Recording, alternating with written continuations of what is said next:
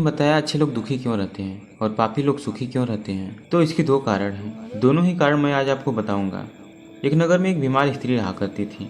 उसकी 3 छोटी छोटी बेटियां थीं। उस स्त्री का पति जवानी में ही गुजर गया। अगर आप यह कहानी सुन रहे हैं तो पूरी सुनिए।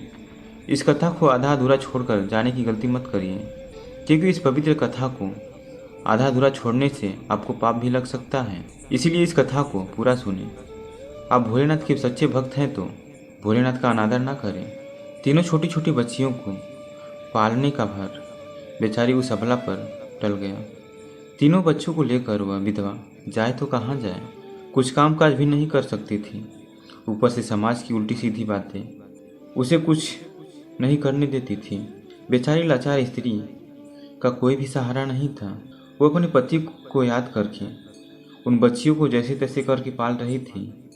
पति के गम में वो बीमार पड़ गई। उसे उन बच्चियों की चिंता थी, किस तरीके से उसका पालन पोषण होगा। उन्हीं बातों को सोच सोच कर एक दिन उसकी तबीयत और ज़्यादा बिगड़ गई और उसका अंतिम समय निकट आ गया। धर्मराज का एक दूत उस विधवा स्त्री का प्राण लेने के लिए धरती पर आया, लेकिन वहाँ का नज़ारा देखकर वह दुविधा में पड़ गया। उसने देखा स्त्री जमीन पर पड़ी हुई है और उसके आगे पीछे कोई भी नहीं है, सिर्फ उसकी 3 बेटियों के अलावा, जो कि उसके ऊपर सिर रखकर पड़ी हुई थी और रोए जा रही थी। यह देखकर उसको दया आ गई और वह बच्चियां अपनी माँ को रो रो कर जगा रही थी। फिर देवदूत ने सोचा कि इनका पिता तो पहले से ही मर चुका है। अगर मैं इस स्त्री का प्राण लेकर गया तो ये बच्चियां किसके सहारे रहेंगी, कौन इनका पालन पोषण करेगा। यह सोचकर वह देवदूत उस स्त्री के प्राण लिए बिना ही लौट गया। धर्मराज कहते हैं, तुम तो उस स्त्री के प्राण लेने गए थे, फिर खाली हाथ कैसे आए। तब देवदूत कहते हैं, हे स्वामी, मेरी गलतियों को क्षमा करें। मैं चाहकर भी उस स्त्री के प्राण नहीं ला पाया। अगर मेरी जगह आप भी होते तो शायद आप भी खाली हाथ ही लौट कर आते। मैं उस स्त्री के बच्चियों का दुख नहीं देख पाया। रो रही थी, अपनी माँ को जगा रही थी। उन्हें वहाँ देखने वाला और कोई नहीं था। यदि मैं उस स्त्री का प्राण लेकर आता तो उन बच्चियों को कौन देखता, उनका पालन पोषण कौन करता। पृथ्वी लोक के मनुष्य तो इतने स्वार्थी हो गए हैं कि बिना मतलब के तो कोई किसी का सहारा भी नहीं बनता है। यदि कोई मदद भी करता है तो बदले में उम्मीद करता है या फिर उसे अपने एहसान के नीचे जीवन भर दबा कर रखना चाहता है। देवदूत कहता है कि स्वामी, उस स्त्री को थोड़ा और समय दिया जाए ताकि वह अपने बच्चियों को पाल पोस कर बड़ा कर सके। देवदूत की बात सुनकर धर्मराज उसे डांटते हुए कहते हैं, अरे मूर्ख, ईश्वर की बनाई गई सृष्टि में ना कोई एक क्षण घटा सकता है और ना ही कोई बढ़ा सकता है। उसकी मर्जी के बिना ना उसे जीवन दे सकते हैं और ना समय से पहले उसे मार सकते हैं। ईश्वर जो करता है सबके साथ अच्छा ही करता है। तुम कौन होते हो विधाता के नियमों को बदलने वाले। तुमने उस स्त्री को न लाकर ईश्वर के नियमों का उल्लंघन किया है। तुमने बहुत बड़ा अपराध कर दिया है, इसलिए तुम्हें इसका परिणाम भोगना ही पड़ेगा। जिस पृथ्वी के मनुष्य से तुम्हारी ममता है, उस पृथ्वी पर मनुष्य बनकर अपना पाप भोगो। देवदूत कहता है कि हे स्वामी, धरती लोक से मेरा उद्धार कब होगा और कैसे होगा। धर्मराज कहते हैं, धरती पर जाकर तुम अपनी मूर्खता पर 3 बार खिलखिलाकर हंस लोगे, उस समय ही तुम्हारा उद्धार हो जाएगा। इतना कहकर धर्मराज उस देवदूत को धरती पर भेज दिया। वो धरती पर मनुष्य शरीर में आ चुका था। उसके शरीर पर वस्त्र नहीं थे। धरती लोक का एक नियम है, जो मनुष्य जन्म लेता है उस समय वह नग्न नहीं होता है। देवदूत ने जन्म तो नहीं लिया और वह निर्वस्त्र ही एक सड़क के किनारे बड़ा ठंड से ठिठुर रहे थे। वहाँ से एक मोची गुजर रहा था। वह मोची अपने बच्चों को ठंड से बचाने के लिए कपड़े लेने जा रहा था। रास्ते में ठंड से ठिठुरते हुए एक नग्न व्यक्ति को देखकर उस मोची को दया आ गई।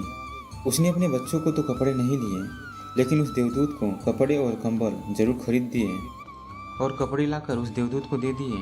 देवदूत कहने लगा, भाई, आपने मुझे कपड़े देकर मुझ पर बहुत बड़ा उपकार किया है, लेकिन कपड़े देकर आपने मुझे ठंड से तो बचा लिया, लेकिन मेरे पास ना कोई घर है और ना ही कोई परिवार है और ना ही कोई भोजन का साधन है। तब मोची बोला, हे भाई, तुम मेरे घर चलो, मैं तुम्हारा सारा खर्चा उठा लूँगा। और वह मोची देवदूत को लेकर घर पहुँचा। उधर मोची की पत्नी ने देखा उसका पति तो बच्चों को कपड़े लाने गया था, कपड़े तो लाया नहीं, उल्टा एक आदमी को घर बुला लाया है। पत्नी अपने पति से झगड़ने लगी और उसे भला बुरा कहने लगी। यह देखकर वह देवदूत बहुत जोर जोर से हंसने लगा। मोची पूछा, अरे भाई, तुम हंसते क्यों हो? ऐसा क्या देख लिया तुमने? तब देवदूत ने कहा, भाई मेरी हंसी का एक रहस्य है, मैं आपको नहीं बता सकता, समय आने पर तुम्हें स्वयं ही बता दूंगा। देवदूत मोची के घर में रहने लगा और कुछ ही दिनों में उसने मोची का सारा काम सीख लिया। देवदूत के द्वारा बनाया गया जूते और चप्पल खूब बिक रहे थे। कुछ ही दिनों में मोची धनवान बन गया। दूर दूर तक उसके जूते फेमस हो गए थे। यहाँ तक कि राजा महाराजा भी उससे जूते बनवाने का आदेश देते थे। जब वह देवदूत उसके घर आया था तभी से उसकी किस्मत ही चमक गई थी। धन की कोई भी कमी नहीं रही, सब कुछ अच्छा चलने लगा। एक दिन की बात है, राजा का एक सैनिक चमड़ा लेकर उस मोची के पास आया और बोला, देखो हमारे महाराज इसी चमड़े के जूते पहनना चाहते हैं। यह चाम बहुत ही कीमती है, तुम ठीक से एक जोड़ी जूते तैयार कर दो और ये चाम खराब नहीं होना चाहिए। इस बात का विशेष ध्यान रखना कि इस चमड़े से सिर्फ जूते ही बनने चाहिए, भूल से भी चप्पल मत बना देना। राजा का सैनिक चमड़ा देकर चला गया।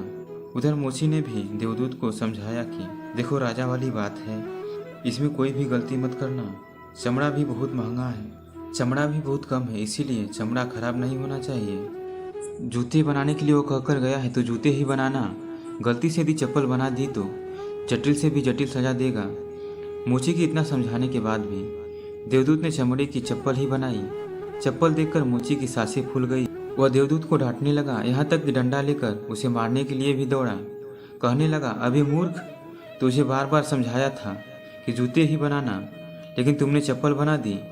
अब राजा हमें छोड़ेगा नहीं, तू भी मरेगा और साथ में मैं भी मारा जाऊंगा।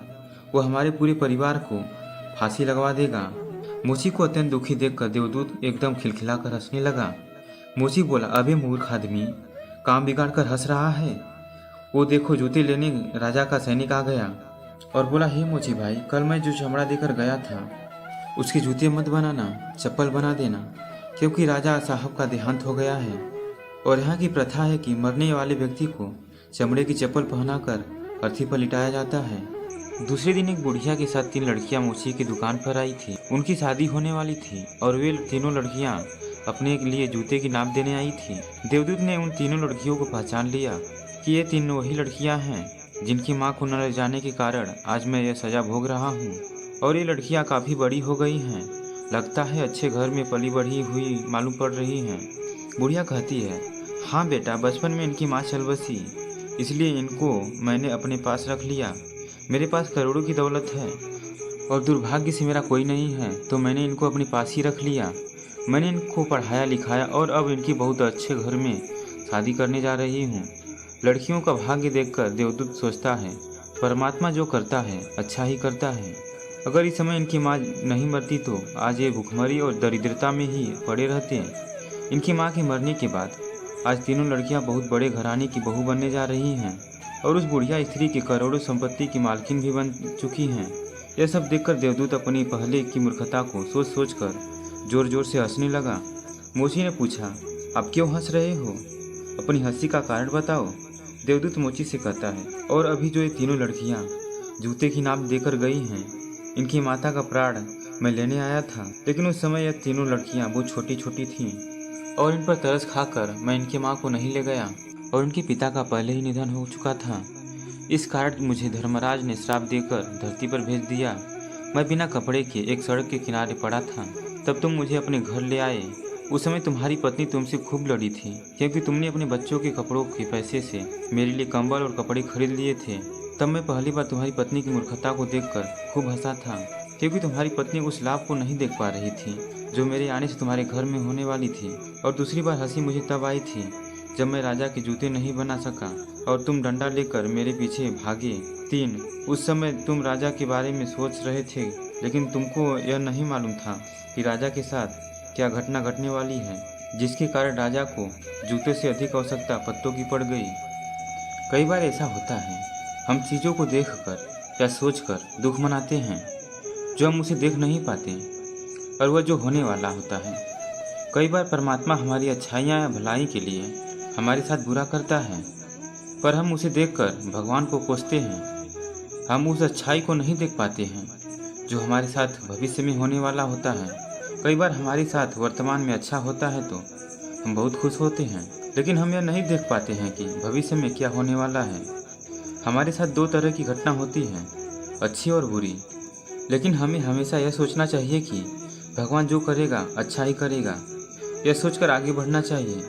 अच्छे लोग दुखी इसलिए रहते हैं क्योंकि अच्छे लोगों के साथ बाद में अच्छा हो सके, और इनको ईश्वर से जुड़ा रहना भी जरूरी है कि उन पर दुख आते रहना चाहिए। अंत में देवदूत मोची को सब कुछ समझाकर वापस धर्मराज के पास चला गया। अगर आप शिव जी के सच्चे भक्त हैं तो चैनल को सब्सक्राइब और वीडियो को लाइक करके कमेंट बॉक्स में हर हर महादेव जरूर लिखिएगा। जय हिंद, लव यू ऑल, खुश रहिए।